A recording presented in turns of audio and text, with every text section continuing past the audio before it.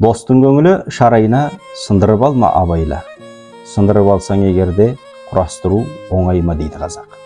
Сопылық ілімнен нәр алған қазақтың дүние танымында көңіл айнаға теңелген.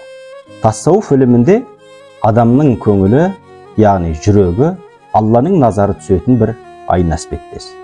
Пайғамбарымыз: Алла тағала сендердің малдарыңа, түрлеріңе емес, жүректеріңе назар салады дейді.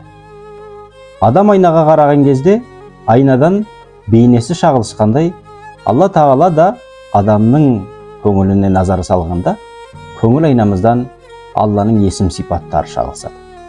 Сол себепті де сопылар көңіл айнасын жарқыратып таза ұстауға тырысқан.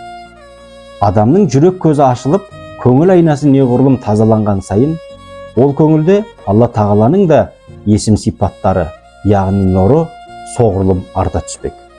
Хакім Абайдың жүректің көзі ашылса, хақтықтың түсер сәулесі, іштегі кірді қашырса, адамның хикмет кеудесі деуінің де мәнісі осы.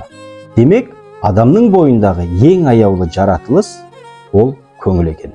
Сопылар адамның көңілін қиратудан қатты сақтанған. Жәләләддин Руми Мәулана: Қағба Азардың ұлы Ибрахимнің салған ғимараты, ал көңіл Алланың назары түсетін мекен. Біреудің көңілін бұзу мың қағбаны қиратудан да жаман деген. Осы үшін де сопылар көңілдерден орын табуға, көңілдерді жаулауға тырысқан.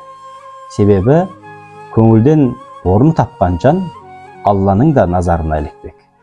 Ендеше көңілдің базарында Алланың назарында болайық.